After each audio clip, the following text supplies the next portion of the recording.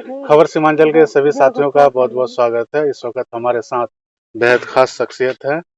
आपदा अगर आए तो एक अधिकारी का नाम इस क्षेत्र में सबसे पहले आता है, वो है रमन सिंह जी।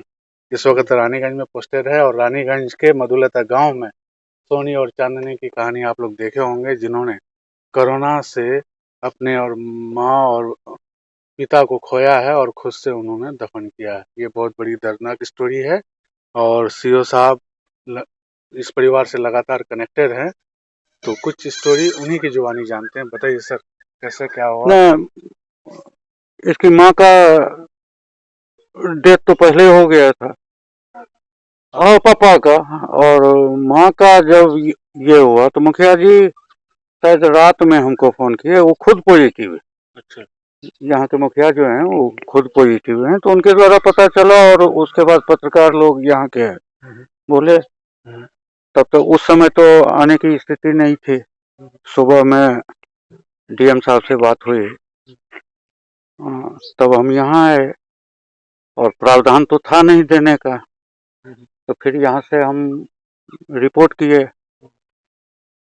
तो वहाँ से बोला गया हमको जिला से, जो आप तत्काल राहत के तौर पर दीजिए। तो नाजिर को बुलाया, आके इन लोगों को दिए और तब तक बाहर से भी इन लोगों को जो हेल्प, हाँ, सामाजिक संस्थाओं के ओर से हेल्प मिल रहा था। एसडीओ साहब भी आए, तो जो भी था हमको लगता है 1.5 महीना का राशन उस रोज एसडीओ साहब, एसडीपीओ साहब पुष्कर जी के द्वारा वो दिया गया। उसमें सब कुछ होगा, चावल, आटा, तेल, मसाला, साबुन, सर्फ, चीनी वगैरह सब कुछ दिया गया। यहाँ के डीलर को बोल दिया गया है, जो इसका जो कार्ड है, शायद 7 यूनिट है इन लोगों का। हाँ हाँ, तो आपके इसके चाचा हैं, बड़े चाचा, तो एक ही साथ दोनों का ये है 7। हाँ, कंबाइंड है, 7 यूनिट है। तो वैसे भी डिक्लेयर है, जो मई माह का जो मिलेगा उसमें तो इन लोगों को पैसा देना नहीं।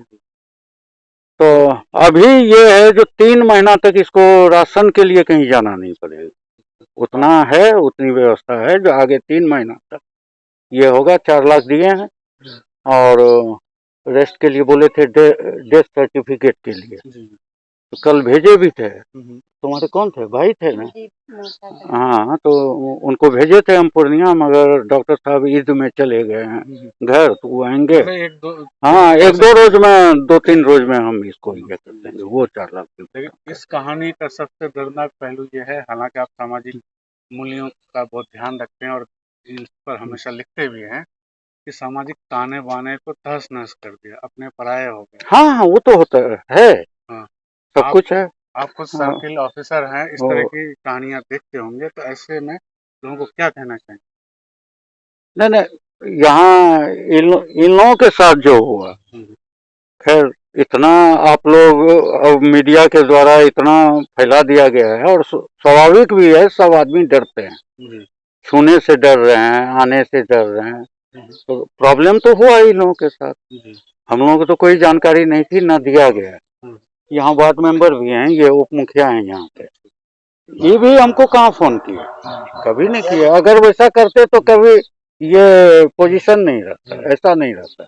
इसको इतना प्रॉब्लम होता, वो होने नहीं थे। व्यक्तिगत तौर पर तो आपको बड़ा धक्का लगा होगा।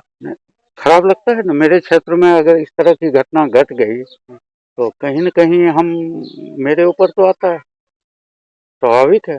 तो अब लोगों से क्या अपील करना चाहेंगे कि इस तरह की घटनाएं ना हो, कि अपने पराया हो जाए? नहीं, पहले तो प्रशासन को खबर कीजिए। अच्छा। आप कहीं इस तरह की घटना घटती है तो हमको जरूर खबर कीजिए। अच्छा। आपदा का मेरे यहाँ है और 24 आवर्स मेरा काम कर रहे हैं, समझे ना? वो नंबर भी हम दे देंगे, या सब जानते भी होंगे, तो आप खबर कीजिए हमको। कोई प्रॉब्लम हो ये कोविड लेके, तो निश्चित हमको खबर कीजिए, हम जैसे होगा, जो सुविधा होगा। और आदमी डरा हुआ है, स्वाभाविक है, डरा हुआ है, सब डरा हुआ है, हम भी डरे हुए हैं। दिक्कत तो है, दिक्कत है। बड़ी सावधानी से चल रहे हैं। सावधानी से चल रहे हैं। तो ये हैं सीओ रमन सिंह जी। 2017 के बार में इन्होंने जो काम किया था आज भी किशनगंज के लोग याद करते हैं। उसके अलावे जमीन से जुड़े मामलात को लेकर के इन्होंने बिना स्टाफ के इतने फास्ट निपटा है कि वो भी लोग याद करते हैं, इनको मिस करते हैं। किशनगंज वाले कहते हैं कि रमन सिंह जी फिर से आ जाए। और इनके वक्त में 48 घंटे 24 घंटे में मुआवजा लोगों को मिलता था, ये किशनगंज वाले को याद है। और उसके बाद जब ये लोग ट्रांसफर हुए तो आज तक ये स्थिति नहीं बन पाई। तो ऐसे ऑफिसर्स को आप सैल्यूट कीजिए जो जनता के लिए हमेशा खड़े रहते हैं। शिकायतें आप कर सकते हैं, अधिकारियों से शिकायतें होती है, लेकिन तारीफ की बातें बहुत कम सुनने को मिलती है, और जो मिलती है वह आपके दिलो दिमाग पर अमिट छाप छोड़ जाती है। जैसे किशनगंज में, किशनगंज के लोग जो मंझोक इलाके को जानते हैं, महानंदा नदी के कटाव को जानते हैं, तो ये इनकी मेहरबानी है कि इन्होंने मंझोक को तैरते तैरते बचाया है। आज मंझोक थोड़ी सी स्टेबिलिटी आई है। तो कितना मिस करते हैं सर वो बीते दिनों को? नहीं, बहुत मिस करते हैं। वहाँ के काम किए, सही अर्थ में काम किशनगंज में। अच्छा। और काम करने की आदत वहीं से पड़ी है। अच्छा। वहाँ काम किए। और हमको लगता है 12 बजे रात में खबर आता था, यहाँ रोड जाम, यहाँ एक्सीडेंट हो गया।